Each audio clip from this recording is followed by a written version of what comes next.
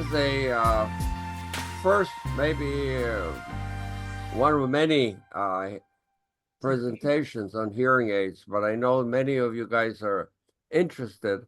And so this is a full presentation. Okay. Now, outline of my talk, if I get through the whole thing, is like this. First, a disclaimer, history, major players, over-the-counter, YouTube videos, my experience and conclusions. Okay? Right. And I don't mind if you interrupt me and ask questions, but we can wait till the end if you want to do that. Okay, disclaimer. I'm not a doctor of medicine, audiologist, or any of that. I'm just a consumer, and so any errors I'm not liable for. Okay. What was that? I says I'm not liable for any errors or omissions or what you guys do with this information. It's up to you. Okay. All right. Contact you right after the meeting. Okay. The history. It goes back to the 13th century. I'm not sure who came up with it or idea, but the hearing aids in 13th, 14th century and so forth were from animal horns.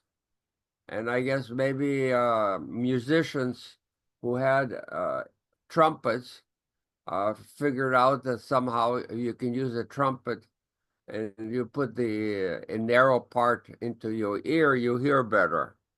So a trumpet typically works, you blow into the small part and out comes loud. But if you can reverse it, you can blow into the big part and a little part stick in your ear and you'll hear better. Anyway, the first electronic hearing aids came along pretty quickly with the telephone. I would say that as the telephone evolved, hearing aids, people realized that many of the things that are relevant to telephone can help improve your hearing. And then the vacuum tube technology, and I think most of you guys are of that vintage that you know what vacuum tubes are.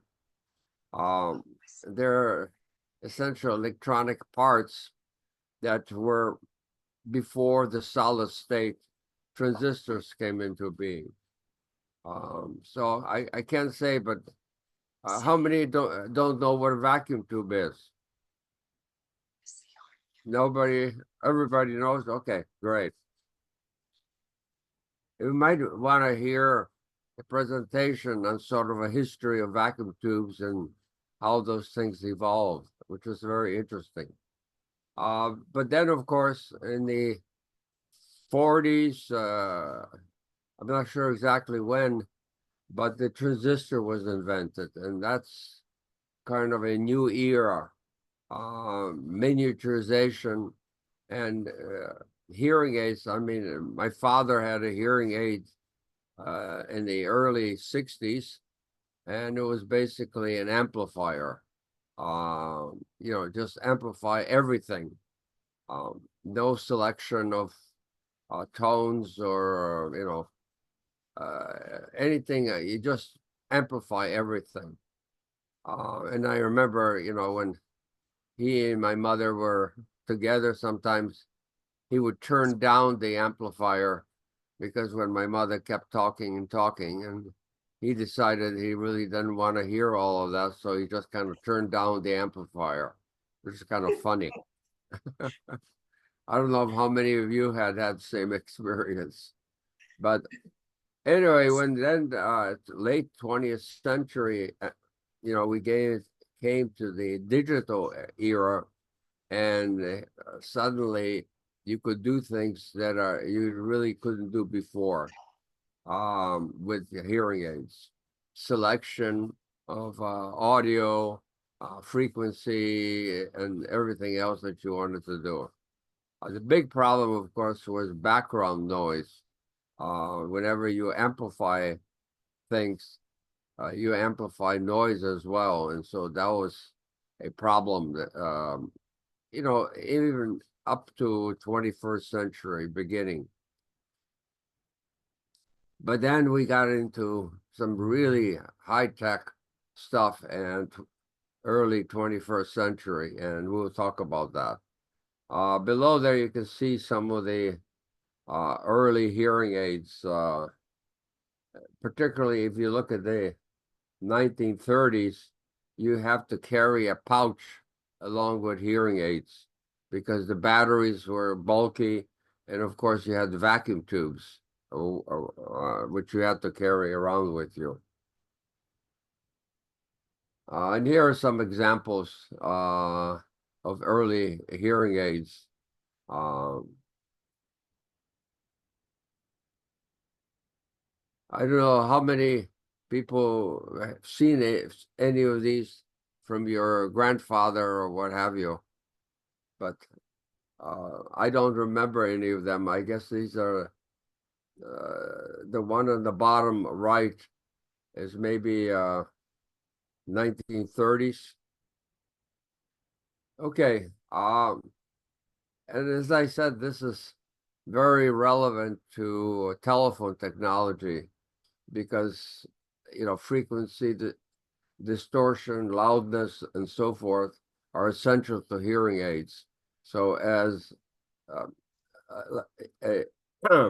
with the first invention of the telephone, hearing aids started being kind of important and discriminatory. And I guess 1898, Miller, Reese Hutchinson created the first electronic hearing aid. And then the manufacturing of hearing aids started to come up. And they were pretty expensive, but not that expensive as that, average person could buy it if he really needed it. Okay, and here's, more pictures of history. From the bottom going up is in years. And as you can see, in 1968, already we had hearing aids that look very similar to what we have today. And these are the kind of things that probably your fathers or mothers had used when they needed something. Okay, now it was for a long time, we had major hearing manufacturers, and most of them were from Europe. The Dutch had kind of a monopoly, but then also German technology. And most of the hearing aids brands are coming from these 6 manufacturers. And like, for example, Sennheiser, you can, and I highlighted the ones that you can find at Costco. So Sennheiser, you can buy it at Costco. Rexton used to be from Costco. And in fact, 10 years ago, when I first got my hearing aids, I went to Costco and I got the Rexton, and they were pretty good, but they no longer carry them. And Philips, for example, is now also available at Costco, and so is Jabra. Okay. Now, in 2017, a major thing happened. People started complaining to Congress, you can buy glasses, reading glasses, without going to a doctor, getting a prescription. Why can't you do the same thing with hearing aids?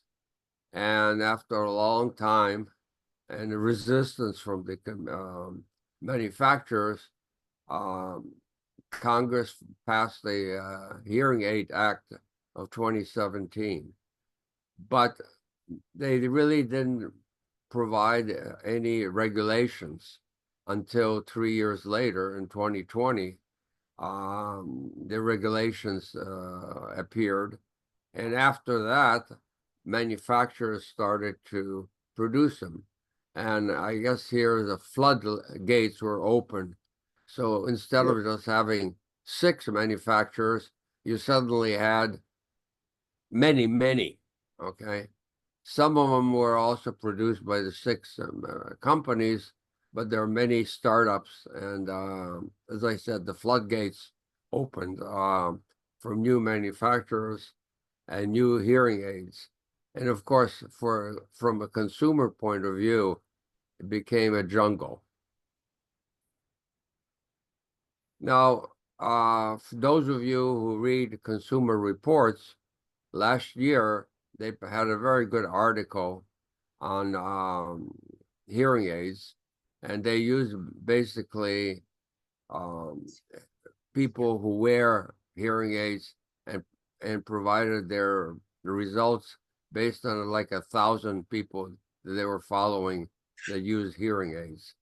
And what they produced is a list of best places to buy and also which hearing aids were the most popular.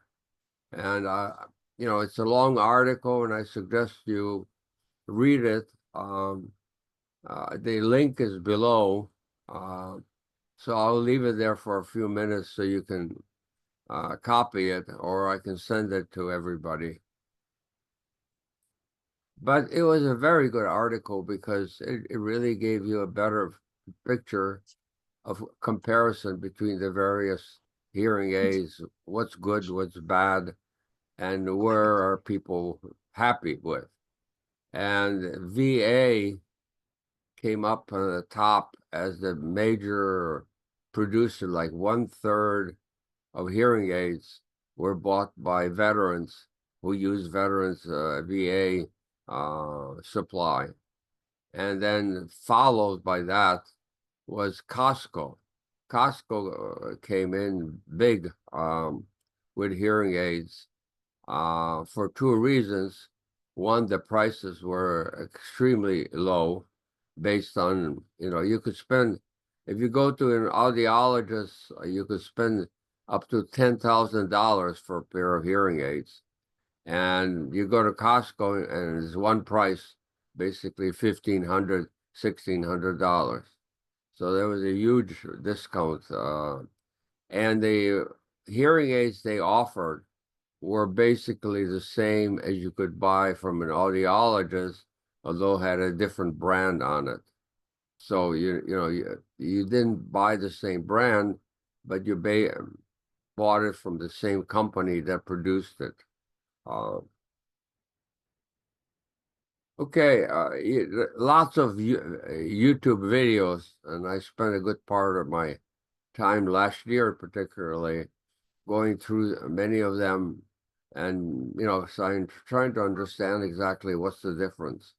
And there are, I guess, 4 sources that I suggest you, if you want to pursue. One is Dr. Cliff, who's an audiologist from Arizona. Then there is another one, Matthew, who's actually a Brit. But Europe has basically the same hearing aids as the US does. So listening to Matthew, he's also an audiologist. And then there's a hearing club that's produced by a guy named Brian, who is, I guess, an expert on hearing aids because he sells them. But he's not an audiologist. So, you're going to hear different things from these different guys. And then there's a hearing tracker forum, which has thousands of people. And if on any subject or any hearing aid, if you kind of zoom in on a particular topic, you can do a search within the forum, and you can learn what other people are saying. Okay, hearing aid, there's this a short video on how to choose in the right one. Today's topic is hearing aids, types, and how to choose the right one. Hearing aids help to improve your hearing if you have some degree of hearing loss. They also help boost your overall quality of life. Let's take a look at everything you need to know about hearing aids. How do hearing aids work? The device magnifies sound vibrations that enter the ear. This way, it improves hearing and speech comprehension. Hearing aids have three parts regardless of the type: a microphone, a speaker, and an amplifier. Sound comes in through the microphone and gets converted to electrical signals. The signals move to the amplifier, which increases the power of the signal. The signals are then sent to the ear through the speaker. Types of hearing aids. There are four primary types of hearing aids, differentiated by how they work, where you place them, and other special features. They are behind the ear, in the canal, in the ear, and receiver in canal. Number 1. Behind the ear. This sits just behind the ear.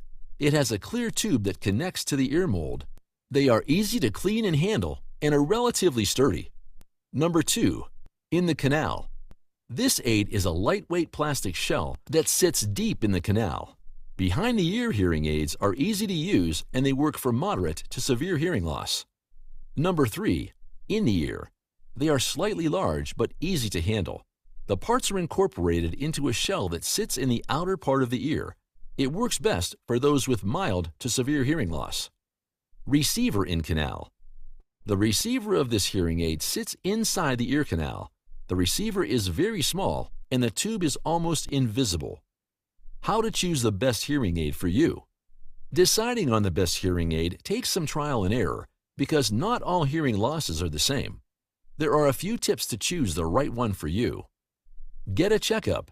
One of the best ways to get your perfect hearing aid is to see a doctor and have your hearing tested. Your doctor will recommend what will work best for your hearing. Take it for a test drive. Another way is to take the hearing aids for a test drive.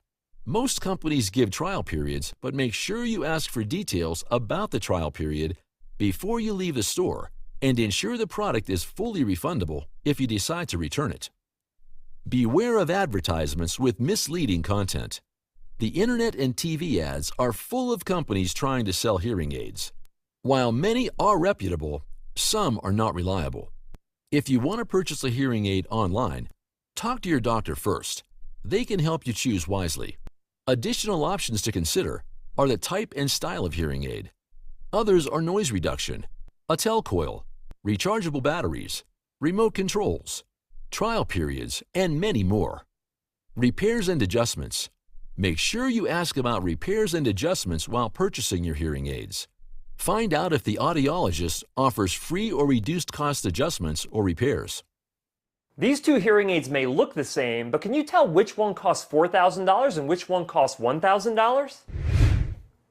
Hey guys, Cliff Olson, Doctor of Audiology and founder of Applied Hearing Solutions in Phoenix, Arizona, and in this video, I'm talking about the differences between hearing aid technology levels and how to decide which one's right for you. Hearing aids are a lot like computers, in that you can have two computers that look almost identical to each other, but the performance characteristics of each of them can be completely different. For instance, my laptop and my wife's laptop look virtually identical to each other. In fact, both of them are Dell XPS laptops, but one of them is significantly more expensive than the other. Can you tell which one? Let me know down in the comment section, because one of them is worth $6,000 and the other one's worth $2,500. This is because the cost of the computers has a lot to do with the hardware that's inside of them, such as the processor, the RAM, and the hard drive, which all have a dramatic impact on the performance of the computer. This is similar to the technology differences between hearing aids. On the outside, they could look completely identical to each other, and they could even have the same make and model number, but what's different is what's inside of the devices. Only in the case of hearing aids, it has very little to do with the hardware differences inside of the devices,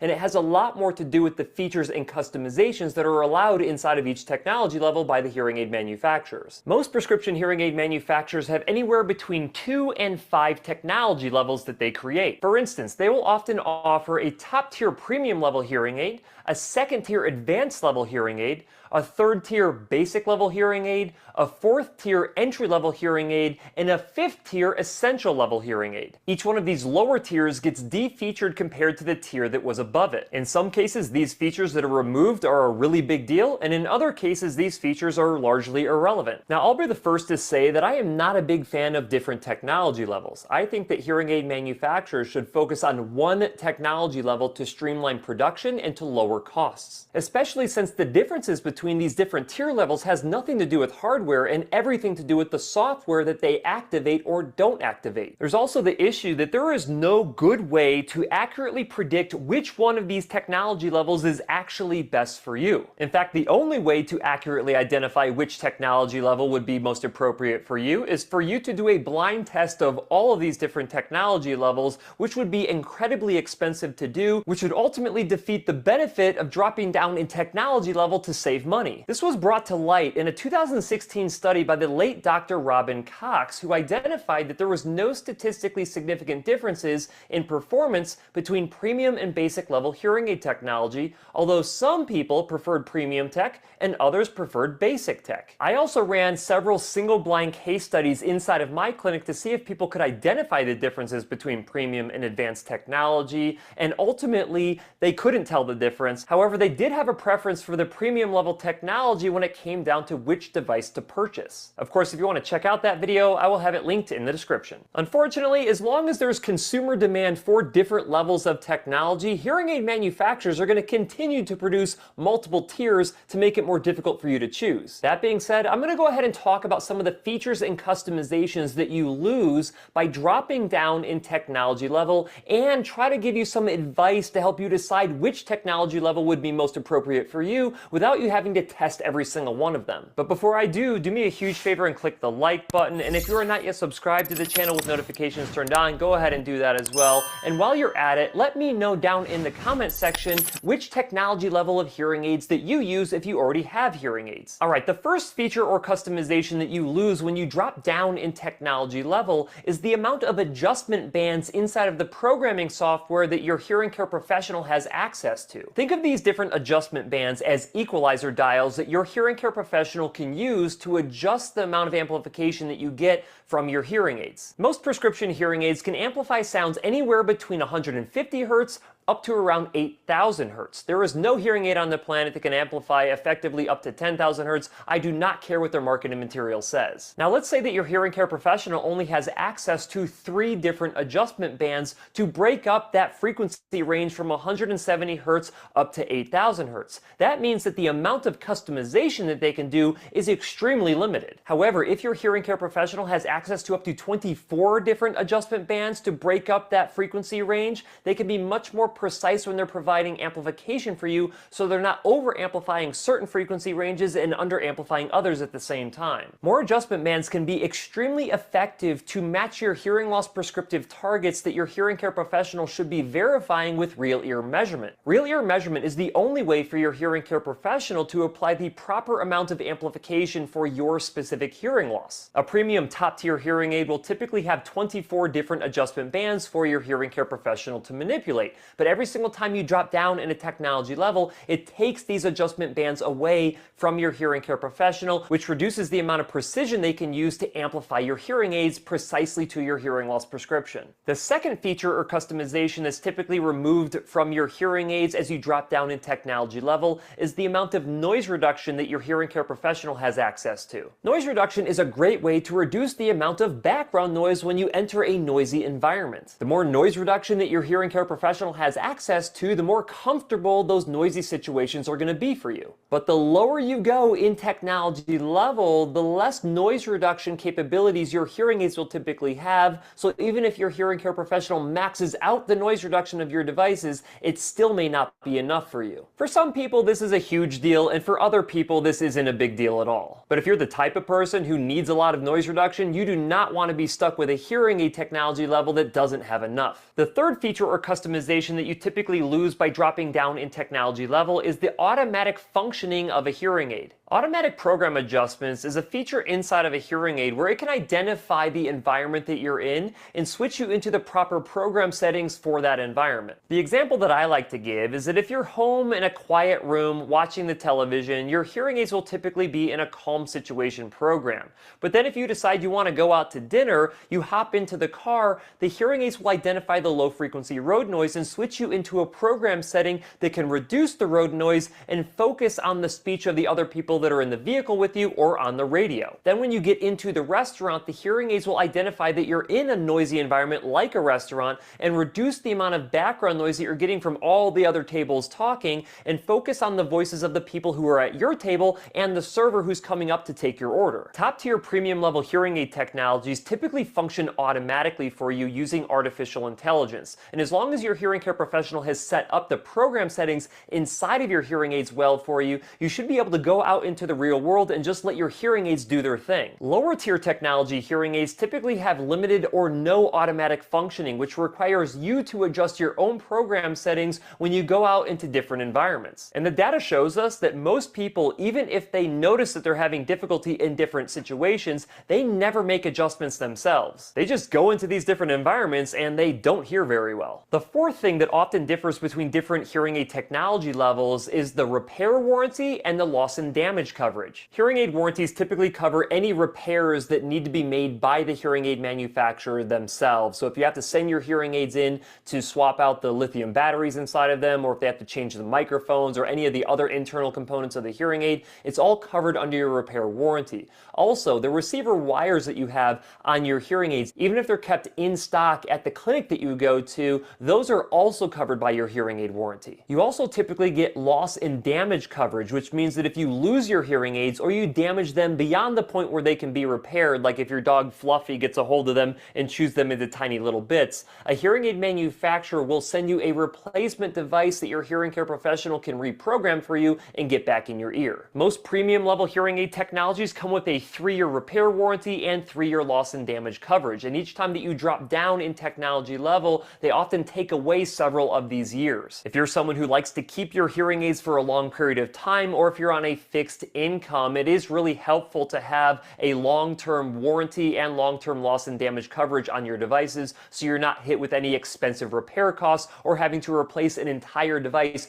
before you should really have to do so. Different hearing aid brands may also reduce different features inside of their hearing aids as you drop down in technology levels, so that is something that you should be aware of. You can find spec sheets that will compare the different features of these different technology levels from most of the major hearing aid manufacturers out there. Just be careful because it is incredibly difficult to identify the differences in performance with these different features because all these hearing aid manufacturers call them something different. In fact, most hearing care professionals don't even have a clue what the differences between these features are. And you could ultimately spend way too much time trying to identify which technology level is perfect for you and ultimately never make a decision. In that case, do you want some help to identify which technology level you should actually be going with? Because I think I can help you with that. Unfortunately, there is no way for us to accurately predict which technology level is right for you based on any data that we have from your hearing test or any information that you give us about your hearing lifestyle. This is why when we make a recommendation for hearing aid technology level, it should primarily come down to the cost of the devices. Like I mentioned earlier, each time you drop down in technology level, it takes features and customizations away from your hearing care professional when they're trying to optimize the performance of your devices for you. But it also reduces the cost of your hearing aids. That's why I recommend to everybody that you should be going with the highest level of technology that you can reasonably afford, and if you cannot afford it, you should be dropping down to whatever technology level you can afford, and it's the job of your hearing care professional to maximize the performance of those devices for you. If premium level hearing aid technology is too expensive for you and you cannot fit it into your budget, do not go with premium hearing aid technology. On the other hand, if you can afford premium hearing aid technology without wrecking your budget, you should be going with the highest tier so you're not risking leaving any benefit on the table. I will say this though, if you go to a hearing care professional who does not follow comprehensive audiologic best practices, you might as well save your money anyway and go with the lower tier of technology because they probably won't be able to optimize optimize all of the performance of the premium technology for you anyway. Of course, if you're looking for one of these hearing care professionals who actually follows best practices so you can get the most out of your premium level or basic level hearing aid technology, I highly recommend that you go to my website, hearingup.com, and find a Hearing Up Network member in your area.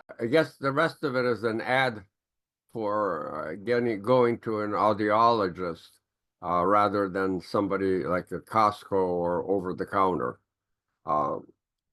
Any questions? Yeah, Hello? Costco has an audiologist. Correct. Well, the Costco in Waltham, which I have had a lot of experience with, has one audiologist, and out of 5, and the other ones are what's called the specialists. And the difference, of course, is an audiologist is someone like having a PhD, doctor of audiology, whereas the specialists have training usually at the site. So, if there's a major issue, you can always ask for an audiologist within Costco, or if you like one of the other people, that's fine. Okay, so any questions in this video? This guy, obviously likes the audience, and he prefers to going to an audiologist clinic versus Costco, but he sometimes compares the various hearing aids that Costco offers. So I think he's pretty good, except that when he talks too much about his own clinic. Okay, let's go to the next one. Now, this is Matthew, who's a Brit, and also an interesting video that I selected for you. Or sandalwood and black, with the colour part being matted so they won't catch the light. From my experience of fitting hearing aids, most patients will tend to match their aids due to reliability issues. Now, the details on this breakdown of the relationship between Sonova and Costco were never published. However, rumour has it that it was down to the hearing aids having rechargeability issues. Since then, we've seen Costco introduce the Philips Hearing 9050, Jabra Enhanced Pro 20, and the Rexton Reach. However, something's been missing, something from our Swiss friends, and in a recent surprise announcement from Sennheiser, whose consumer division was purchased by Sonova in 2022, you'll now be able to purchase their Sonite R hearing aid from Costco. Now, you'll be pleased to know that whilst the information out there is pretty sparse on these hearing aids, I have personally looked under every audiological rock to not only find out all of the juicy details, but also which of Sonova's or even Phonak hearing aids these compared to the most, starting with their physical setup now. At the time of making this video, Sennheiser are releasing a single receiver in canal model called the Sonite R for $1,599.99 for the pair. And as is the tradition with Sonova, the R label means it's rechargeable, housing a lithium-ion battery which should deliver up to 18 hours of use on a single 3-hour charge. In true Costco fashion, these hearing aids are only available in a few choices of colors, and you'll be able to choose from 3 typical Sennheiser color palettes, from silver and black to graphite and black or sandalwood and black, with the color part being matted so they won't catch the light. From my experience of fitting hearing aids, most patients will tend to match their hair color. So my advice to you is that if your hair doesn't match one of these 3 colors, head over to Costco's aisle 7 and buy yourself some hair dye. Now, I've got some bad news. I'm sorry to say that as far as availability goes, it looks like these hearing aids will only be available in a select few warehouses. In fact, around about 100 of the US's 600 warehouses altogether. There has been no confirmation on which they are, or the reasons that specific ones have been chosen, but I will update you on this channel as soon as I have any more information on. For your information, Costco in Waltham has them. I don't know about the other Costco's, but Waltham has them. On this subject. So, as mentioned earlier, the Sonite Rs are a receiver in canal style of hearing aid. You'll notice the microphones here and here for both front and rear pickup, which allows the hearing aids to detect what's in front of you versus what's behind, and deliver the most appropriate sound for your specific listening environment. And I'll cover this in a lot more detail throughout today's video. You'll see here that Sennheiser have stuck to their guns and maintained a rocker switch on their design, and I mention this because some manufacturers nowadays have recently moved from this setup to a single push button option. In my opinion, this is a mistake because I find that some patients like the flexibility of being able to physically adjust their hearing aids as well as via the app. These buttons are essentially soft keys and can be used to turn the hearing aids both on and off, to adjust the volume or programs, and answer or hang up phone calls. Finally, you will see here the receiver wire which feeds energy and information to the speaker that sits inside your ear. For those of you with concerns about the Kirkland Signature 10's previous battery issues, I have it on good authority that any issues regarding rechargeability from old technology are indeed history. So they're nothing that you need to be concerned about with today's new technology. Building on that, I'm also keen to understand how you as an audience feel about rechargeability though. From a recent survey that I put out there on YouTube, around 66% of Hearing Tracker's viewers preferred rechargeable technology, leaving 33% of you that are still fans of disposable battery hearing aids. So I'm curious to know which camp you personally fall into, rechargeable or disposable batteries. What makes your preference? Is it convenience? Is it security or reliability? I'd love you to let me know in the comments beneath today's video. For those of you that are in the 33% and would not be interested in this technology unless they bring out a disposable battery version, don't hold your breath. If I think about Sonova's current stance on batteries, they are all about rechargeability. So I personally think they'll be sticking with their guns on this one and just releasing a rechargeable battery option. Whilst I'm on the subject of batteries, I should definitely give their charger a mention too. Now, Sennheiser have opted for contact charging with this technology, which I think was a positive move, as the industry has seen some reliability issues with induction chargers in particularly warm climates. So this is why you'll notice on the bottom of these hearing aids 2 titanium pins, and this essentially means that when they're dropped into the charger, there are built-in magnets that put them or pull them into position, and you can guarantee that the charging contacts are met. But what I will say is with all of the contact chargers on the market, do make sure that those wells are completely free of dust or debris, as this has been known in the past to stop hearing aids from charging. It's also worth you knowing that the charger is powered using a USB-C cable and needs to be permanently plugged into the mains in order for it to work, as the charger itself doesn't contain a rechargeable lithium-ion battery like some of Sonova's other latest technology. How do I make durability exciting? You'll be delighted to know that Sennheiser have followed the industry standard when it comes to reliability, and this technology has an IP68 rating, with Sennheiser boasting that it's both water and dust resistant and survives.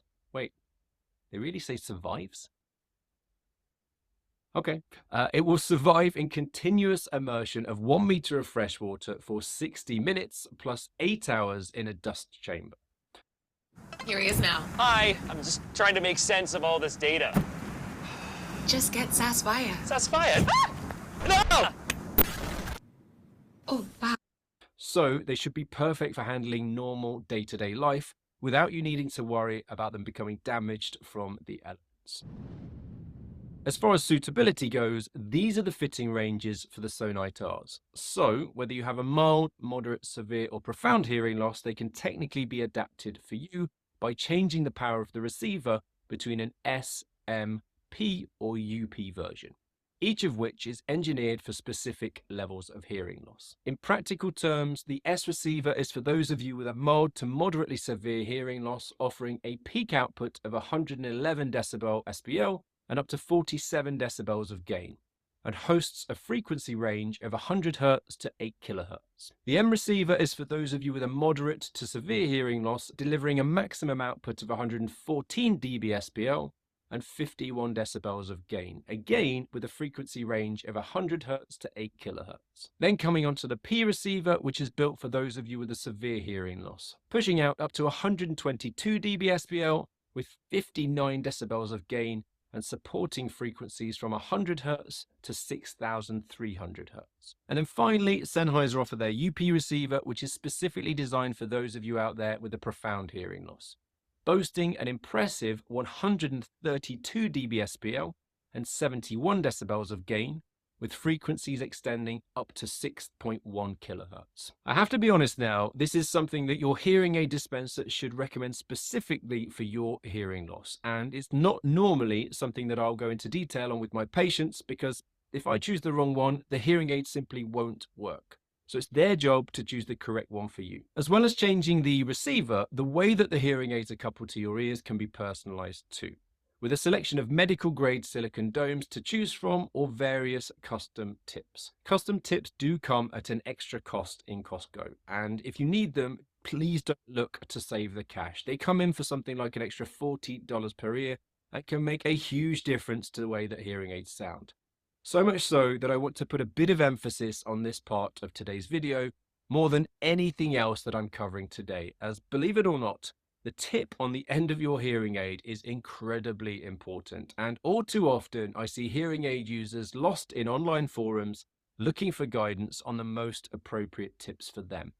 And I feel for you if that's you, because it's not your job, it's the job of your hearing care professional. The wrong tip can completely transform the way that your hearing aid sounds, from how much clarity it provides, how well it copes in background noise, how good it sounds when you're streaming, and of course the comfort of the thing. And I will personally always try and put a custom tip on as many ears as possible when they're appropriate. Hopefully, this little bit of information will help you to ask the right questions regarding the configuration of your hearing aids dispenser's recommendations. At the time of making this video, the Sonite R is available in a single premium technology level, with access to the following features. Now, when running through this feature table, which I'll go into detail on shortly, it stood out to me that these features appear to align closely with the Phonak Paradise or Phonak Lumity series, particularly their rechargeable receiver and canal models, such as the Audeo Lumity R and the Audeo Paradise. So I'm sorry if you guys were hoping that these were more likely to be the Costco version of the Audeo Sphere Infinios, but it looks like that's not going to be the case. Now, it's worth me pointing out that Now, just a note, the difference in price is phenomenal. If you go to an audiologist and you buy them, they're around $4,000, maybe higher. At Costco, it's $1,500. So just a plug for Costco, but I think I'm on a good, safe mode when I say that. today's video is a launch video with the view to introduce you to this new technology. However, if you're interested in my full review, make sure that you subscribe to be notified when I go into masses of detail in a few months' time. Quite unique to Sonova, the Sonite Rs use classic Bluetooth, specifically Bluetooth 4.2, with the main advantage over Philips, Rexton and ReSound being that you'll be able to connect to any phone with Bluetooth streaming capabilities. It doesn't matter if it's old or new, smartphone or otherwise. And it will even work with any landline phone that has built-in Bluetooth too, unlike any of the other hearing aid manufacturers that you've got access to in Costco. Sennheiser's integration supports a wide range of audio codecs, ensuring high-quality streaming regardless of the source, and also supports dual streaming, allowing you to connect to multiple devices simultaneously, which again isn't possible with any other manufacturer. Now, on top of that, this technology also supports hands-free calling, which is pretty limited with other hearing aid manufacturers, meaning that you can keep your phone in your pocket and the microphones on the hearing aids will pick up your voice and send it to the person that you're on the call with. Having access to Bluetooth also gives you access to an app if you're on an Android or Apple smartphone, with the EasyLine remote control app mirroring Sonova's other apps, which I personally feel is one of the most intuitive out there and can either be as complicated or as simple as you like. What I mean by that is if you want to simply use it to adjust the volume, mute the hearing aids, or change the programs, then the home screen is perfect for you. You can, however, track your steps. Plus, if you really want to get into the weeds, you can adjust the graphic equalizer, noise settings, and speech focus on these hearing aids too. And if you really wanted to, you can even create your own programs to come back to later.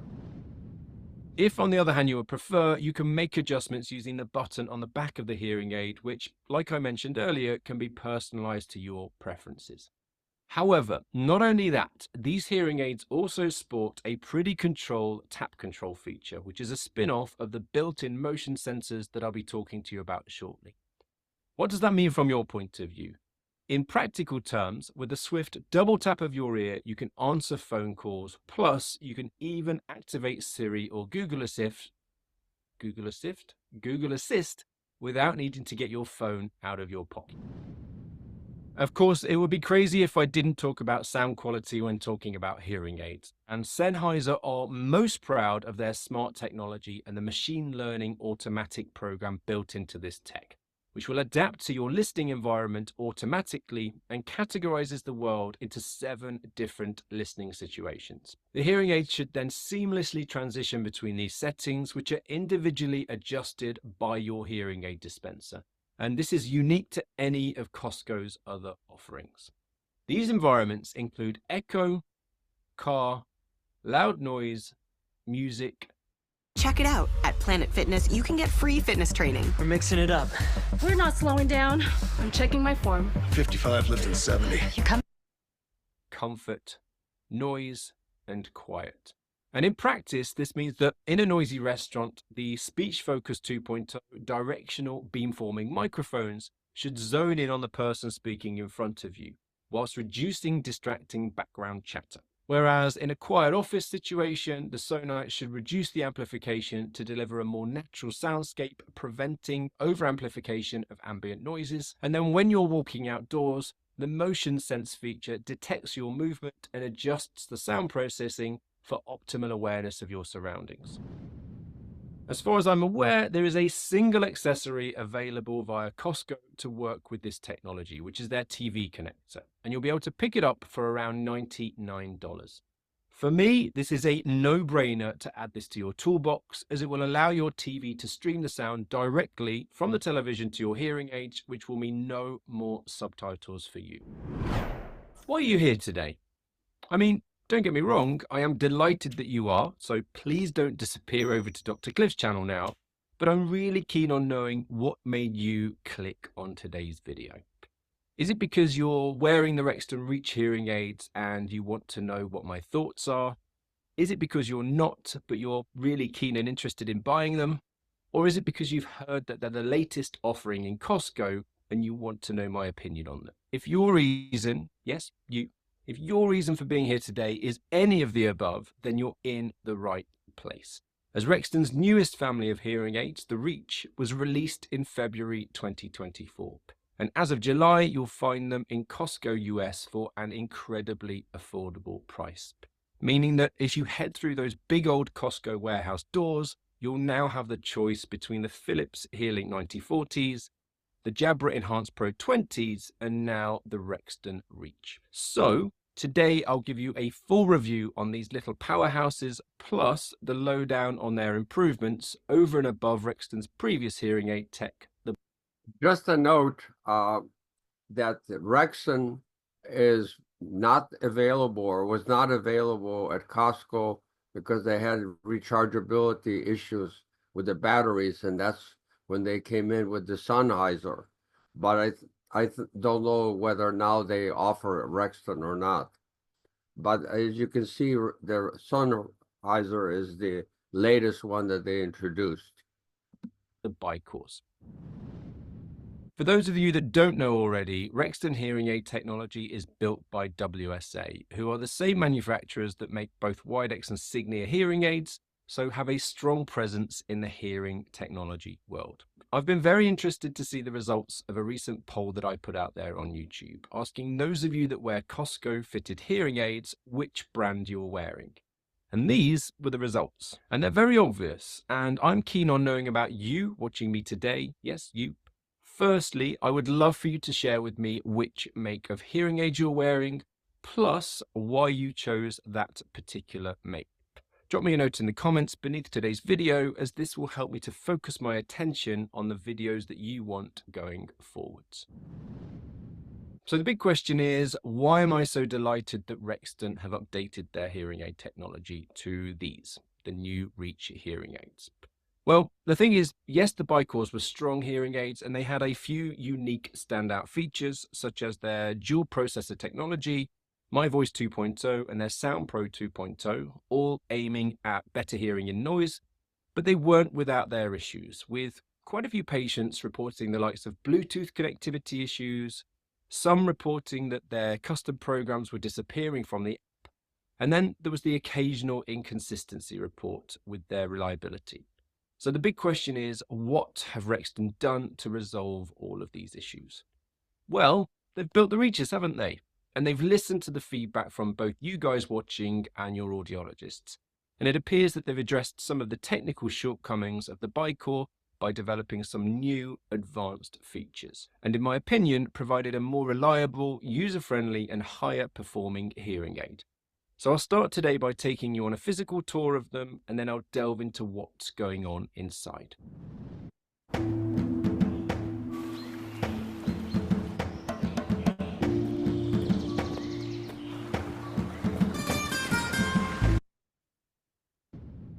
At the time of making this video, the Rexton Reach is technically available in two different models. We have the Rexton R-LIT and the Inox CIC-LI. However, if you're planning on having them fitted in Costco, then you'll only have access to the R-LIT receiver and canal model. So this is where I'll be focusing all of my attention today. Out of the two, incidentally, it's the most feature-packed, supporting rechargeable lithium-ion batteries, which gives an unbelievable wear time of up to 39 hours without streaming. And then it's still, even with 5 hours of streaming, 34 hours. Which I'm pretty sure is an industry record that's currently only rivaled by Signia. And then the T represents the fact that it has a built-in telecoil, which, if you're not familiar with the benefits of a telecoil, I will run through the details later on in today's video. Taking you on a physical tour of these hearing aids, you'll notice the unit that sits behind the ear, which is fully enclosed with no battery to change. There's a rocker switch on the back, which is essentially a soft key and has a few functions, such as increasing or decreasing the volume, activating different programs, plus you can even answer or hang up phone calls with it. These hearing aids have directional microphones, so you'll notice here we have the rear-facing microphones, and here are the ports for the forward-facing microphones. And then finally, the receiver wire, which feeds energy and information to the speaker, which sits inside your ear.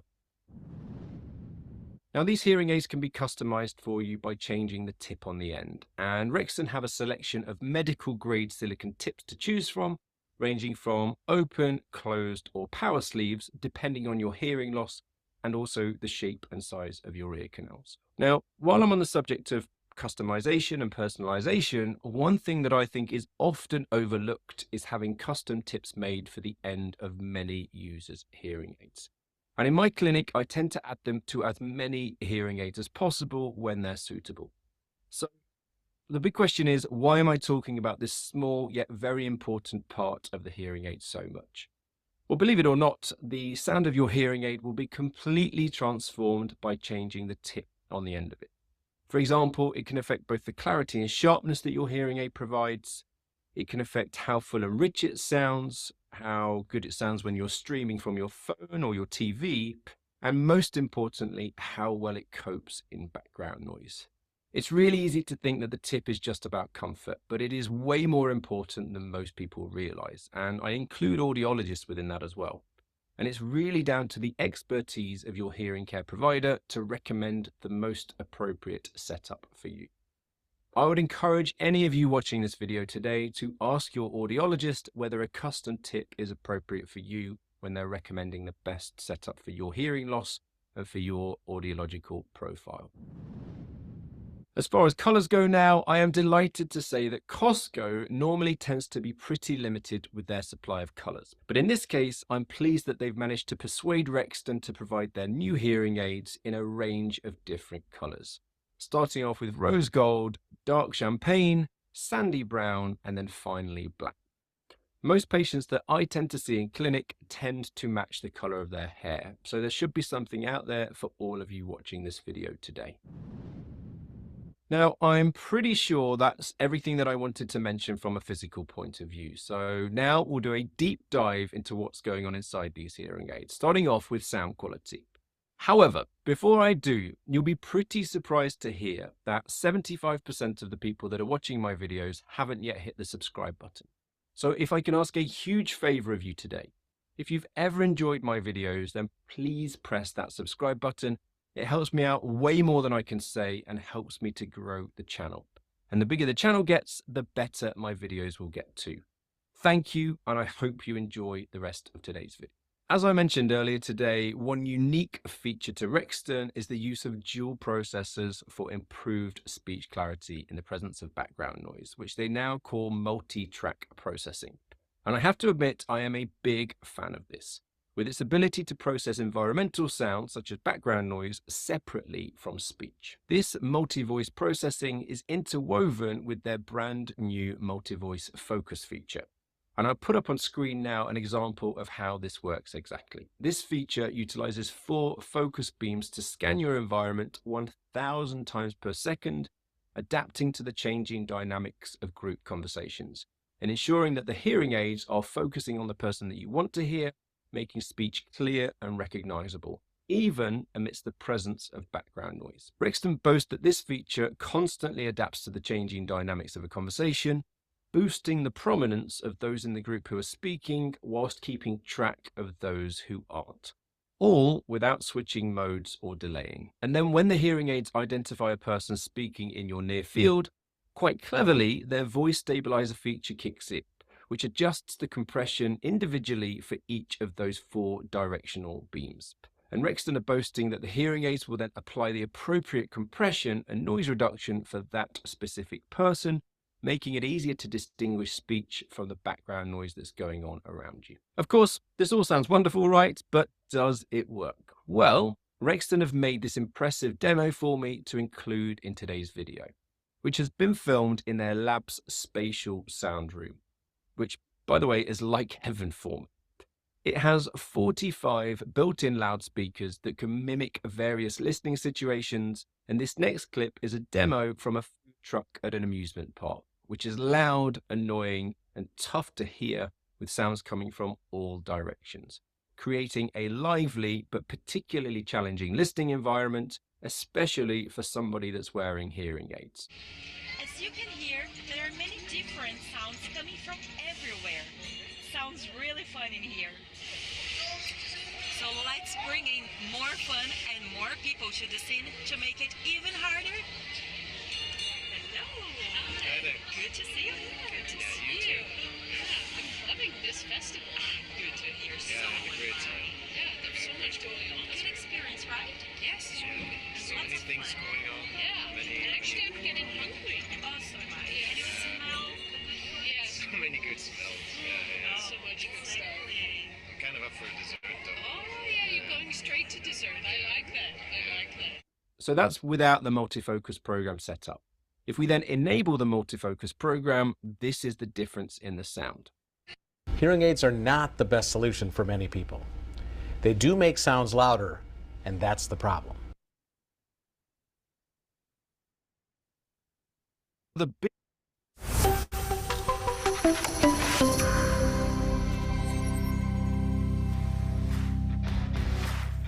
big question that pops into my head is, why have they not brought out a disposable battery version? Phonak made the same mistake with their Lumity hearing aids and have only recently brought out the 312 disposable battery version. According to a recent Hearing Tracker YouTube poll, around 33% of hearing aid users prefer disposable batteries over rechargeable hearing aids. So my concern is Philips have potentially alienated a Didn't we third already of the hear people this? watching this video now. Now, I do indeed have my suspicions as to why this may be, and it's actually pretty... Yeah, I want to apologize, but evidently a video within a video didn't come through very well.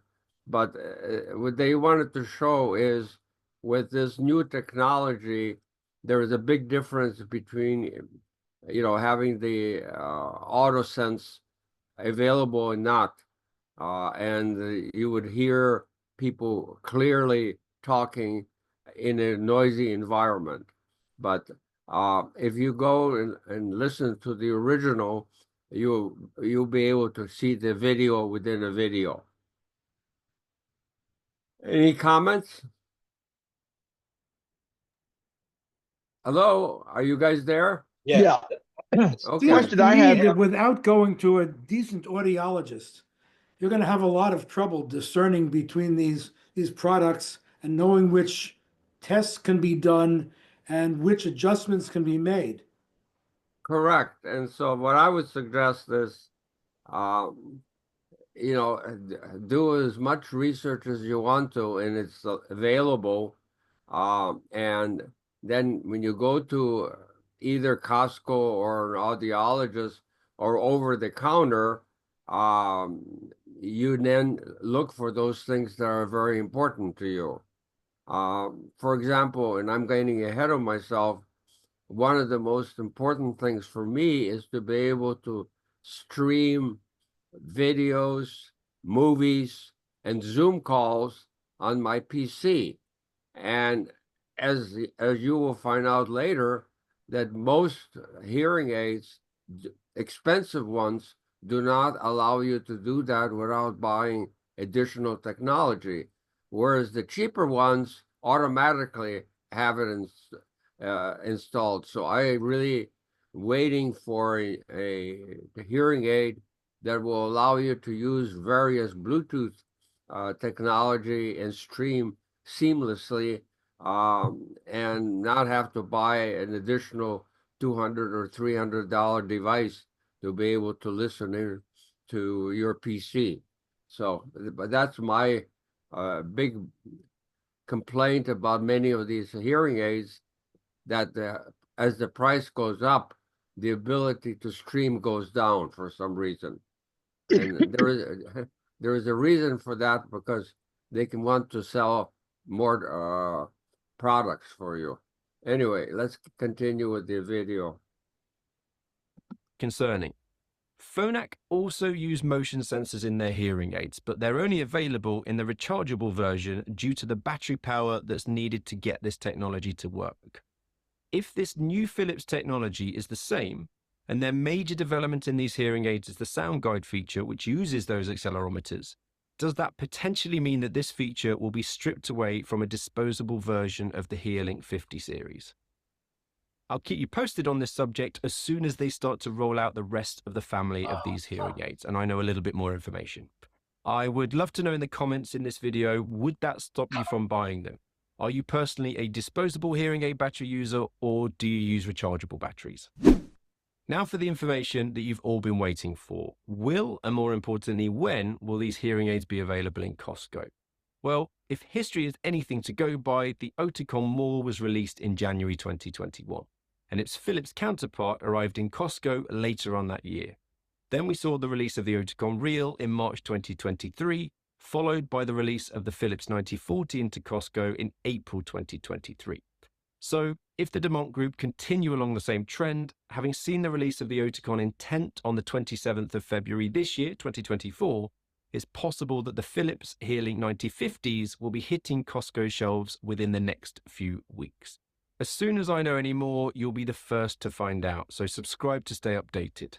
Now, if you're interested in knowing exactly how similar these hearing aids are to Demont's other release, the Oticon Intents, then you have to watch this video. Okay, this video was made, I guess, a year ago, and I personally was waiting for the Philips 9050 to arrive at Costco, but they didn't arrive until the fall last year.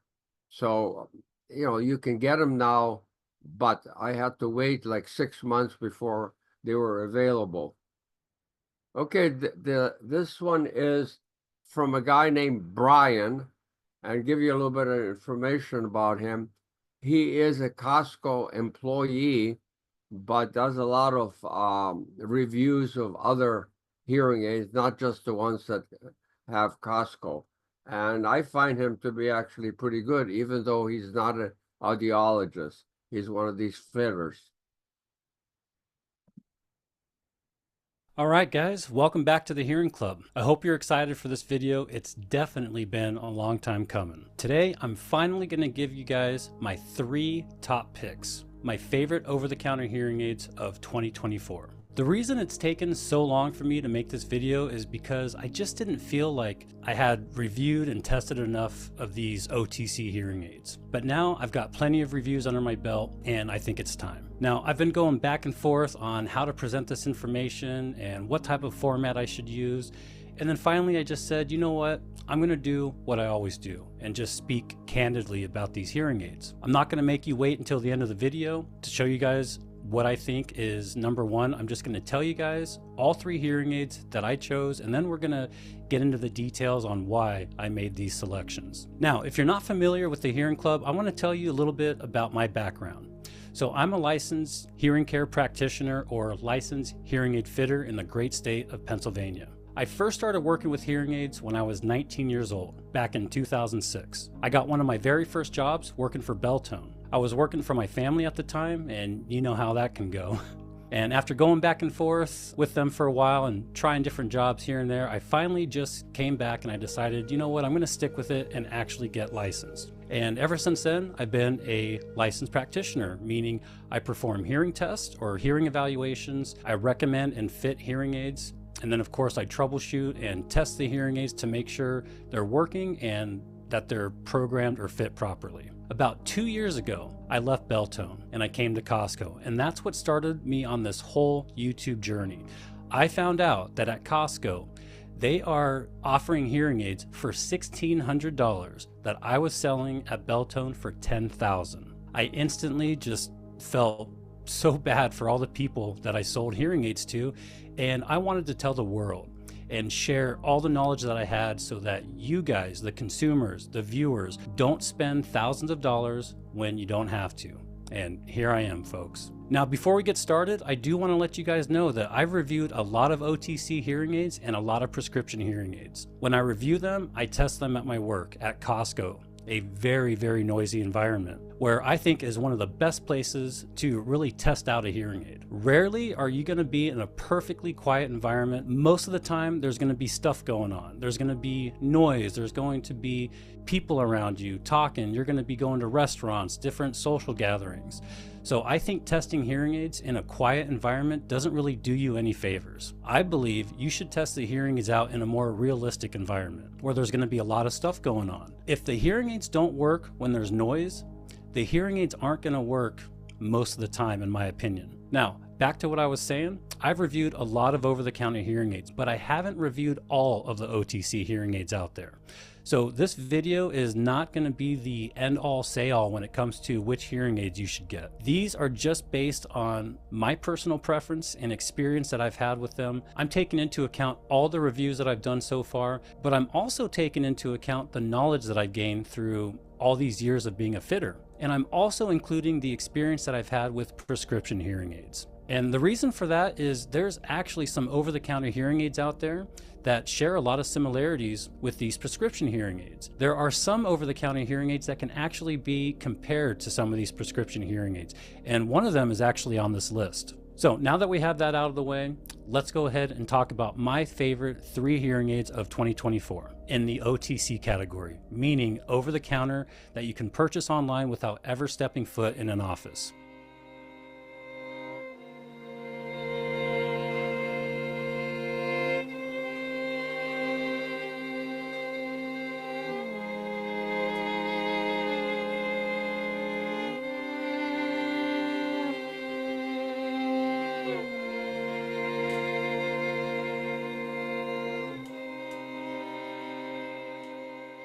So obviously I couldn't just pick one hearing aid because there's so many great hearing aids out there. So I decided to go with 3, each in its own category. The 3 categories are, number 1, the expensive prescription quality OTC hearing aids. These are going to be in the anywhere from like $1,000 all the way up to $2,700. And yes, there's over-the-counter hearing aid brands that are selling $2,700 hearing aids. Now you'll also notice there's a lot of hearing aids sitting right around the $900 to $1,000 range. They're trying to market these as super nice over-the-counter hearing aids for under $1,000 bucks. So I picked one in that category as well. And the third category is pretty much everything below that, right around the $400 to $500 price range. There's a ton of hearing aids in that range, and the one I selected is $399. And one thing I can guarantee you folks is that if you select or try one of these hearing aids, you're probably going to be successful with it. I've tested these extensively, I've covered them in my reviews, and these all made the cut when I took them to Costco in the very noisy environment. These all work for me, and if they work for me and you have a similar hearing loss, like a mild to moderate high frequency loss, you're probably going to be okay. So the first category, the more expensive prescription quality OTC hearing aid, is going to be the Jabra Enhanced Select 500. Anybody familiar with this channel knows how I feel about GN hearing aids. I think they're some of the best hearing aids you can get. And when it comes to over-the-counter hearing aids, I don't think you're going to find a better option than the Jabra Enhanced Select 500. Jabra is made by GN. They've been in the game for a very long time, and they make some of the best prescription hearing aids out there, period. There's a reason Costco sells the Jabra. Costco does their homework and knows what works, and they know what people want. But you are going to pay quite a bit for this hearing aid. Right now, if you go to the Jabra website, this is going to cost you $19.99, about $2,000. And that's if you go with the premium package, which in my opinion is the only package, and we'll talk about that when we go into all the details. They do usually offer some discounts, and they might knock the price down a little bit. I was able to get them down to like $1,700, I think $1,800, so take that into account when considering this option. Now for the second category, in the right around $900 range, that's going to be the Lexi B2 Plus that's powered by Bose. This, just like the Jabra, is a more advanced self-fitting programmable OTC aid. I wore these for about a week at Costco, and even with all the noise, I was able to hear people clearly. And a lot of times when testing these over-the-counter hearing aids, that's the first thing I notice, whether or not I can understand my patients, whether or not I can understand my coworkers when there's a bunch of noise going on. And these did really, really great. I mean, for a $900 OTC hearing aid, they better work great. But I've reviewed quite a bit of hearing aids around this price range that just didn't do very well at all in this very noisy environment. Now this next category is for the folks that are looking to save some money. You either can't or really just don't want to spend $1,000. I'm one of those very people. I probably couldn't afford $1,000 right now for a pair of hearing aids. It's a lot of money. This is also the only hearing aid out of the three that is not actually programmable based on your audiogram. You will not be doing a hearing test to get these programmed. These are not a self-fitting hearing aid like the other two. You just install the app and you're off to the races. Normally, I'm kind of a hearing aid snob. If it's not programmable, I really don't expect much. But with this hearing aid, I didn't need it programmed. I installed the app, made a couple of adjustments. I increased the treble a little bit. And at work in the very noisy Costco warehouse, I was able to hear my patients clearly, and I was able to hear my coworkers. I really had no trouble at all, and was absolutely blown away because these hearing aids are only $399, and that is the Elahear Beyond. I was not expecting this at all, and if I'm being completely honest, if there was an award for best value hearing aid, best bang for your buck, these hearing aids would take the win. So how about we go ahead and dive right in and take a look at all the details and why I selected these three hearing aids as the best OTC hearing aids of 2024. And if you guys would like to see the actual very deep dive into all these hearing aids, I'll have the reviews kind of pop up on the screen at the end of this video. Whatever you do it for less at Harbor Freight.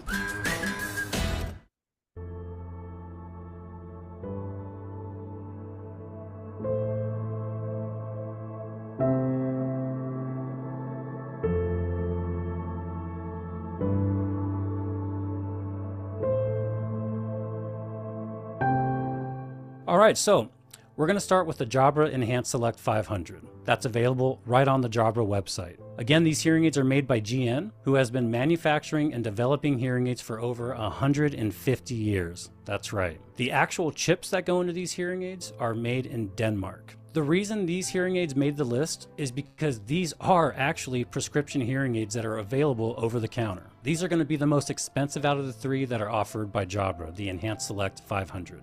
This hearing aid is very similar to the Jabra Enhanced Pro 20 that's available at Costco. This is the latest generation of GN hearing aids, so it has all the latest technology. This is the same generation hearing aid as the Beltone Serene and the Resound Nexia. However, just like most other hearing aid dealers out there, when you go to buy a hearing aid, you're usually offered 2 to 3 different technology levels, usually listed as good, better, and best. The good option is the lowest technology level, the better option is the mid technology level, and then the best is the premium technology level, the best one you can get. For example, the Beltone Serene is offered at a 12 channel, a 14 channel, and a 17 channel. The 17 being the premium option. Well, this Jabra Enhanced Select 500 is the 12 channel hearing aid. Not quite as advanced as Costco's Jabra Enhanced Pro 20, but it's pretty close. With the Jabra Enhanced Select 500, you're going to get, in my opinion, the best noise reduction technology in the industry. And I'm not talking about just over-the-counter hearing aids. I'm talking about across all hearing aids, prescription and OTC. When folks come out to test the Jabra Enhanced Pro 20 at Costco, and they hook them up to the phone, they get the app running, and they turn on the noise filter in the app, their jaw pretty much hits the floor. Most of the noise just kind of fades away. This is what you're going to be getting with the Enhanced Select 500 from Jabra's website. They also have one of the best microphone directionality technologies in the game, meaning if you're at a restaurant or you're somewhere where there's a lot of noise, you can change programs to the restaurant mode or the hear in noise mode. And what that does is it focuses the microphones in a front cone, and everything outside of that cone stops being picked up by the hearing aids or amplified by the hearing aids. So if you're talking to somebody like sitting right in front of you and you're having trouble hearing them because the people behind you and the people from the sides are being amplified by the hearing aids, you switch programs and most of that just goes away. There's only one other brand, in my opinion, of prescription hearing aid that even comes close to this level of microphone directionality technology, and those are the hearing aids manufactured by WS Audiology, the Rexton and the Signia hearing aids.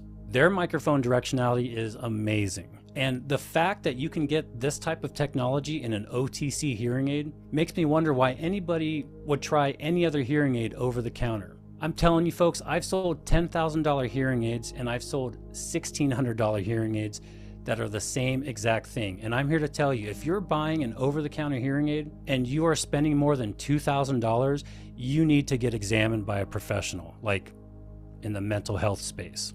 You can get the best hearing aids in the world for $1,500 to $1,600 at Costco. I can name 2 companies right now that offer their over-the-counter hearing aids for $1,900 all the way up to $2,700. But I'm not going to do that. I'm not going to name them because, well, that would just be rude. So if you don't have a Costco nearby, or you just don't like Costco, and you want the best over-the-counter hearing aid out there, and you have $1,700 to $2,000 to spend, make sure you just go to Jabra. Don't mess around with anything else. Again, these are prescription quality hearing aids that are available over the counter with the best technology out there, and I'll have a link for them in the description. Now, other than the amazing microphone directionality and the noise filtering, they also have the latest Bluetooth LE audio technology. This is going to allow you to connect to an Auracast broadcast when it comes out and it starts rolling out. These are also some of the smallest hearing aids on the market. These are RIC style hearing aids, which means receiver in the canal, and they're virtually invisible. Whenever I wear my Jabras, nobody has any clue that I'm actually wearing hearing aids. As far as the sound quality, well, it's a prescription hearing aid, so it's absolutely crystal clear, very crisp, high frequency sound that will let you hear all those consonants again and understand what the heck people are saying. Now, I mentioned earlier that the premium package is the only package you should be getting, and that is a fact. The premium package is going to give you 3 years of follow-up care from their audiology team,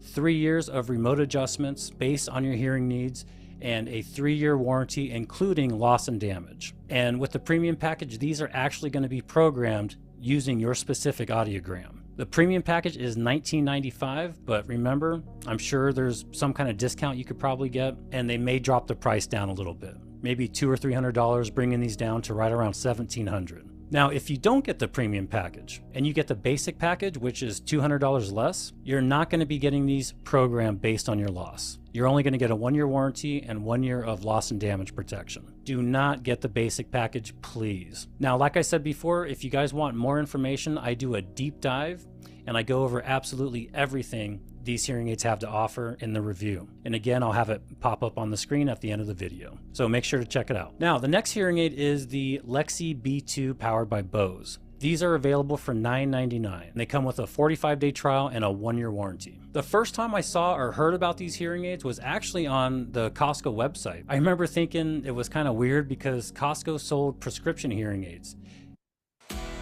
You might know Harbor Freight for affordability. What you might not know is performance and durability go right along with it. And here they are getting in the over-the-counter hearing aid market, competing with their own prescription market. So I really wanted to check these out and see what they were all about and see if they were any good. Just knowing that they're partnered with Bose, one of the most amazing audio companies out there with some of the best sounding speakers in the world, I was pretty optimistic. But at the same time, I've reviewed and tried and tested several hearing aids in this price range that really just didn't perform very well. Not what you would expect for $900 to $1,000. One of the common things with over-the-counter hearing aids is they perform well or okay when there's no noise, but as soon as you introduce them to noise, everything just kind of falls apart. The Lexi B2 was one of the very few hearing aids that I wore at Costco and didn't have any trouble at all with the noise. Now, as soon as I opened the box, I noticed right away, this was a very high quality set of hearing aids. They didn't feel cheap, they didn't look cheap, and they certainly didn't sound cheap at all. They sounded very, very good. The hearing aids themselves are super small, they're super comfortable, just like any of the other prescription hearing aids out there, and they really did sound like a quality hearing aid that can actually be compared to a prescription hearing aid. Now, just like the other prescription hearing aids, the Lexi B2 can and will be programmed, so you'll actually be doing a hearing test in the app, and they will be programmed using that audiogram. The hearing aids have replaceable wax filters and they have replaceable receivers. This is really important because a lot of cheaper over-the-counter hearing aids don't have replaceable receivers. And the receiver is one of the first things that goes bad on a hearing aid. So if you can't replace the receiver and it goes bad, you have a worthless hearing aid that's going to have to be replaced, the whole thing. Well, not with the Lexi B2s. Another thing that stands out with these hearing aids is they actually come with both open and closed domes. That's usually an indicator that you've got a more advanced hearing aid. If they only come with closed, that's kind of a red flag. The reason a lot of the cheaper over-the-counter hearing aids come with just closed domes is because of feedback issues. If they were to give you open domes with the hearing aid, they would probably have feedback problems. You need to have a pretty solid hearing aid to be able to offer open domes, something with really good feedback management. Now, the problem with having a hearing aid that only offers closed domes is you're going to get the occlusion effect. And with somebody like me that has a mild to moderate high frequency loss, it's just not going to sound very good. The Lexis, of course, have Bluetooth, they have streaming, and they have a really great app that's super easy to use. They also have a microphone directionality option that's only found in the more advanced hearing aids. And again, that allows you to change the hearing aids to a focus mode that just focuses on what's in front, or a 360 mode that's going to pick up everything around you. This is just a really, really good hearing aid. Yes, it is a bit more expensive at $1,000, but it's definitely one of the best hearing aids in this range that I've tested so far. You're going to get a super crisp, nice, clean sound quality and excellent noise reduction for an OTC hearing aid. Again, very compatible to a real quality prescription hearing aid. They also have the same durability rating as real prescription hearing aids, which is IP67. This means it has very good water and moisture resistance and is virtually sweat proof. And when it comes down to it, I mean, Bose is behind this hearing aid, so it better sound amazing. Now, if you want to try this hearing aid, you can get them at soundly.com. And the reason I mention and I like soundly.com is because it is a good place to get hearing aids. If you get one of their advanced hearing aids, you're going to get an orientation call if you want. They will get on the phone, they'll help you set it up, help walk you through how to use the hearing aid, how to use the app. And I also personally know the guy that owns and runs the website. You don't have to worry about getting scammed or anything like that. And of course, I'll have a link for these and that website in the description. All right, so we're at the last hearing aid on the list. You might know Harbor Freight for affordability. What you might not know is performance and durability go right along with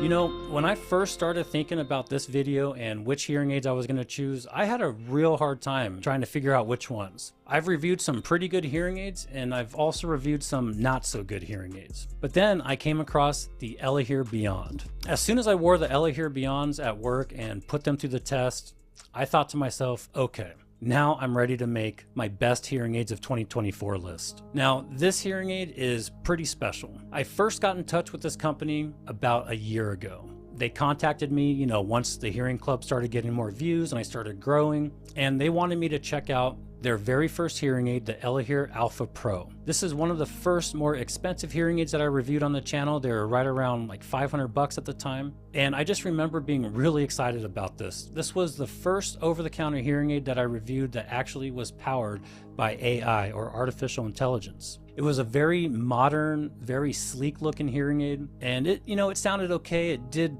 okay-ish in noise, but there was a slight problem with them. As you started turning up the volume, you would get this kind of like robotic, maybe interference electrical sound in the hearing aids. And it didn't perform quite as well as I thought it would, you know, having AI and all that. Well, fast forward to now, just 10 months later, and the Elahear team contacted me again and said they have a brand new product coming out and they couldn't wait for me to try it. Folks, the Elahear Beyond is $399, and it seriously outperforms some of the more expensive $2,000 and more OTC hearing aids out there. And I normally don't get this excited about OTC hearing aids, but these really did exceed all my expectations. And I'm going to be honest, they really caught me off guard. I was not expecting a hearing aid for under $500 to perform as well as these did. I'm still kind of scratching my head over it. Now, one important thing, these are not self-fitting. These are not programmable based on your audiogram.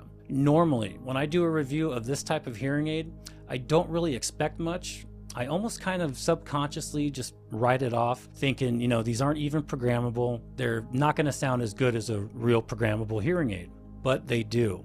I wore these at Costco for about 3 weeks straight. I also wore them to a buffet where there is just tons of noise, maybe even more than Costco. And I still wear these hearing aids as sort of my daily driver. I wear them to the gym when I'm working out, when I'm running, because the streaming quality is actually really, really good. And I'll tell you what, when it comes to Bluetooth connectivity, even prescription hearing aids have issues here. You guys all probably know what I'm talking about. A lot of the high quality prescription hearing aids, as soon as you put your phone in your back pocket and you're streaming something, they'll start to cut out. The left side will stop working, then the right side will stop working, or sometimes you just lose streaming altogether for a couple of seconds. You'll even start to hear this like degradation in sound quality, like it's losing signal. Just having the phone in your pocket, like, you know, like a foot away from your hearing aids. And they're just not very reliable when it comes to the Bluetooth connectivity. But these Beyonds don't have those issues. But the main reason these really stood out to me, and the reason that they made it on this list, is because how well they work in a lot of noise.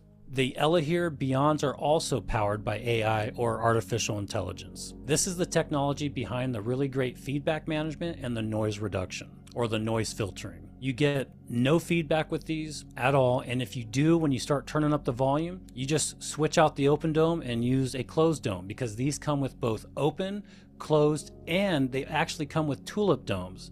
I don't think I've seen tulip domes in an OTC hearing aid. Those are like semi-closed. They're right in the middle between open and closed. These also have replaceable wax filters and replaceable receivers, just like real prescription aids. They're also rechargeable. They come with a portable charger so you can charge the hearing aids on the go, and they come with a really great app with a lot of options. Just like prescription hearing aids, the app has an equalizer so you can adjust the low end and the high end, or the low frequency and the high frequency sound, the bass and treble, you know, depending on your hearing loss. There's also a directionality mode, so you can, just like the other hearing aids I mentioned, there's a front focus, there's a 360 mode, and there's also an adjustable noise filter, so you can crank up the noise reduction, or you can...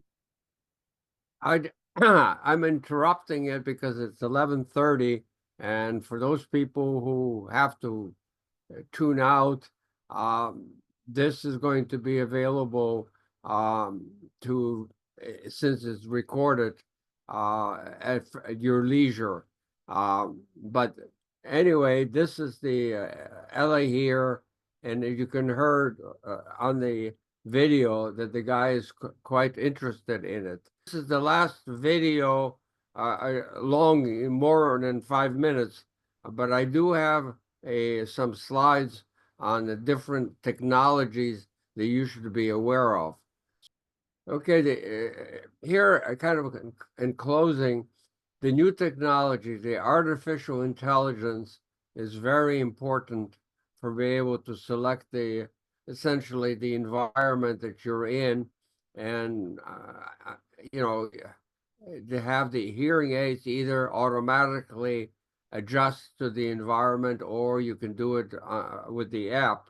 I would say that today every hearing aid above $500 has AI, and so that's a very good thing. Gyros are important because it will allow you to, as you move your head around, or to say if you're walking, the gyros kind of settle things out and smooth the hearing experience. If you don't have gyros and you move your head around, suddenly the level of noise and speech is going to change. Today, lithium batteries are very important, and they're rechargeable. And if you don't like rechargeable, then the 312 and 313 batteries are available, and you kind of wear them for about a week and you have to change. And these are non-lithium batteries. And as you heard in the videos, more and more manufacturers just stop producing hearing aids with the old batteries. But you can still get them, but you have to be very careful in choosing the Bluetooth. I have a very big problem with expensive hearing aids because most of them do not allow you to stream on PCs. And since I do a lot of Zoom calls, I do a lot of listening to movies or what other things that require connection between a PC and my hearing aids. If you look at Jabra, for example, it doesn't offer it. Rexton does not offer it. Philips does, although it has some problems. And I would say be very careful in choosing a hearing aid if your interest is in streaming. LE audio is actually a newer thing that I would say make sure that if you buy a hearing aid today, that you are able to get it with LE audio. This is low, I guess, a low something or other audio, but it doesn't require as much battery life, and you can noticeably see the difference. And finally, the AutoCast is something that is very important for the future. For those of you who go to a church or auditorium and listen to speeches, and if you have a hearing problem, you probably don't understand or don't hear what's going on. AuraCast is a new technology that's actually rather inexpensive, but if you're in AuraCast environment, like in a let's say airport, and you have AuraCast, you can actually hear the broadcasts that you typically don't hear very well at airports, and it goes directly streaming into your ear, so that you won't miss your gate or change or whatever it is. And it's good in concerts as well as other environments. But in order to do that, the provider has to buy essentially it's like having as having going to a place where you can change the various receivers, and you get it in there. And I have a short video, but which I won't show. But if you want to do that, it's called AuraCast, and I think in the future, like I went to a talk yesterday, and they didn't have AuraCast, and I had a hard time hearing what was said. With AuraCast, it would be directly piped into my hearing aids, and I would be able to hear it clearly. And so it's like having a small internet system, or that's for less than $100. You can, if the provider buys it, it's a transmitter. And it's like having instead of an internet, you have it's a private Wi-Fi system for those people, let's say, in the auditorium. And it works beautifully, but you have to buy it and you have to install it. And so it probably in a year or two, you see more and more AuraCast broadcasts. So, and with that, my own experience is, you can see this batteries, audio, AuraCast. My own experience is I have mild to moderate hearing loss, and I have been wearing hearing aids for 10 years. I originally bought the Kirkland brand, and they worked fine. But then last year I lost one of my hearing aids, so I decided to look around and see if I can replace them. I was, disappointed by the what was offered, and I did a lot of research. I went to an audiologist clinic, and $2,400, $2,500, even with having some insurance company pay for part of it. I have Blue Cross Blue Shield, for example. And I heard a lot about the Philips 9050, and so I waited, and I bought them in, I think it was September last year. And I wore them, and then, they were okay. They were better than my original Kirkland, but not much better. And then I heard about the Ella here, and there was a special for $375.9. And I said to myself, well, why don't I get them and have them as a backup hearing aids? And so I started wearing them. And after 6 weeks, I found that they were pretty good. And in comparison to the Philips, maybe not as good in sound quality, but they're pretty good. But the most important feature that these Ella here 379 had, I was able to connect Bluetooth directly to my PC. I have Windows 10 machines, and that made a big difference. And so I bought them, and I started wearing them almost on a daily basis. And after, I don't know, 6 weeks or what have you, I decided to return the Philips 9050 that I bought from Costco, and I'm using them right now. I probably will go back to Costco and try the Sennheiser, because they're supposed to be have some features that I like, but I'm in no big hurry. And so that's where I am today, and I'd be happy to answer any questions you have. Do you get all your money back when you take it back to Costco or Yes, elsewhere? no problem. And I bought the hearing aids in, I guess, September or October, and I returned them in February, and there was no problem. I mean, the beautiful thing about Costco is you can get an audiologist on site. If you need any adjustments or change of the domes, You just go in and they will do it right there and there. It's 3 years warranty.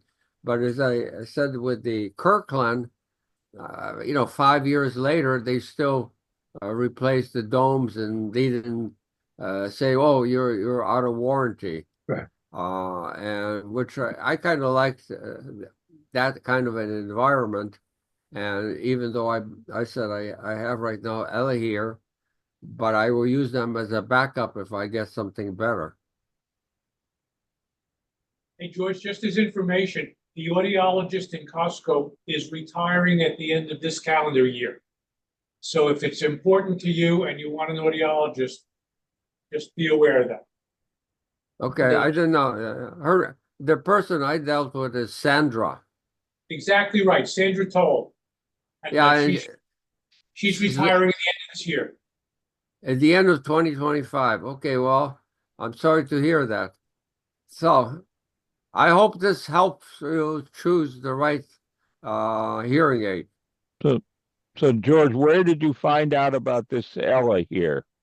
I actually listened to one of the videos by Brian back in January when he first talked about Ella here. And I said, gee, these sound pretty good and be good for backup. And especially I like the ability to stream from my PC. So I purchased them. And I'm wearing them right now, and I find them to be quite good. But for example, I went to a concert with them, and they're not as good as, for example, the 9050 Philips. The 9050 Philips, if I go to a concert, the quality of the music is much better than with the Ella here. But again, as a backup hearing aids for less than $400, you can't go wrong. Where did you get them from? From their website. Oh, directly from them. Okay. Directly from there. And by the way, they do ask you for an audiogram if you have it. And so I send them my audiogram, and they program the hearing aids based on the audiogram that I gave them. So it's not quite true that they don't use audiograms to program your hearing aids. Now, if you don't have an audiogram, they do have a hearing test, which is online, and they do some adjustments. But again, if you have it, I mean, my personal, suggestion is first go to a doctor, MD, to examine your hearing for, it's like your glasses. First go to an ophthalmologist to examine your eyesight, and then you can go to a optometrist to get your fitting glasses. But optometrists and ophthalmologists, are two different people, and even though they overlap, the fact is, if you have problems with medical problems, you go to an MD rather than an AUD or anybody else like that. So I went to a doctor.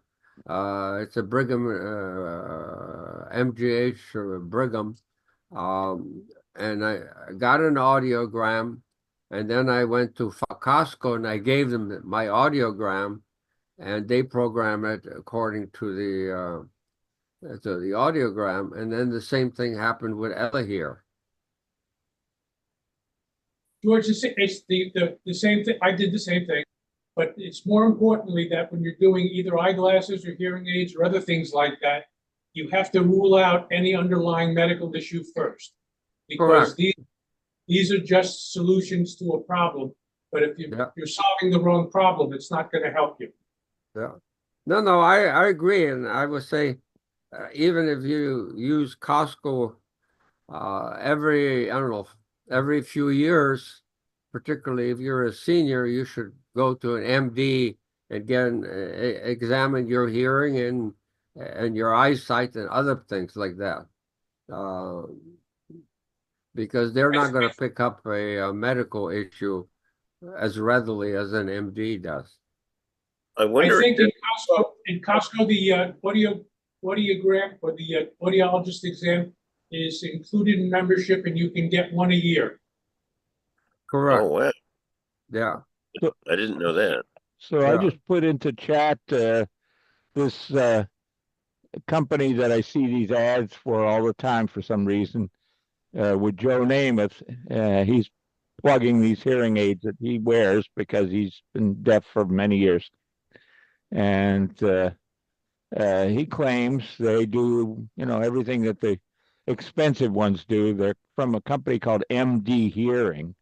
I don't know who makes them, what they're selling, but they're in the price range of these Ella Hear things, and he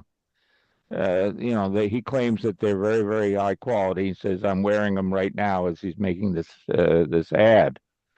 I was wondering if you heard anything about them. I have, but they were never ranked high by any of the videos that I watched, except for the ones that are essentially pushing MD hearing. Now, another thing that's probably important is to analyze your insurance, because medical insurance now, many of them offer, a hearing. Like, for example, Blue Cross Blue Shield that I have, they give you a $600 per year offering for hearing aids, eyeglasses. And so last year, for example, I was able to, get some money back after buying the 9050s. Mm. I wonder I wonder if you could purchase two $400 pairs, one that focuses on the Philips side that would be good for a concert, and the other one that would be multi-purpose for your computer and TV. Yeah, I don't know. My hearing aids, if I want to go to a concert, I can just change the program for music. And what it does, because I go to Hear USA, and they sell Widex and a lot of other brands, and being an engineer and used to make amplifiers when I was a kid and test them, I knew what the hell the sound range was, So anyway, Hear USA, they'll suggest certain things for you. I mean, I asked them about Bluetooth, and I'm happy with it. I don't need to spend $500 or a few $100 to get what I call that little circle, that you used to put on the table, for multi-telephone calls. I don't need that device, because my hearing aid is my Bluetooth hearing aids. I can adjust the sensitivity and direction. Yeah. Well, the latest regular Bluetooth is 5.3, which the LA here has it, but the LE audio is also Bluetooth, but it's has a different context. Right. Oh, Isn't there a new version, the latest version of Bluetooth in a low power format? Yeah, that's the LE audio. The LE audio, okay. That may be it, because I'm happy with my hearing aids, but the other thing is too, about insurance, don't forget to use Medicare or Medicaid, because as seniors, we can get a little break there too. Yeah, that's correct. And also, I used to work for the government, so I got a damn good plan with government, the GEHA, which they offer all government employees, whether you're a politician or not. And, they give you quite a bit more for hearing aids. Well, VA, if you're a veteran, right. I think they cover completely the cost. Thank you, everybody. Thank you. Thank you, George. Take care. Bye-bye.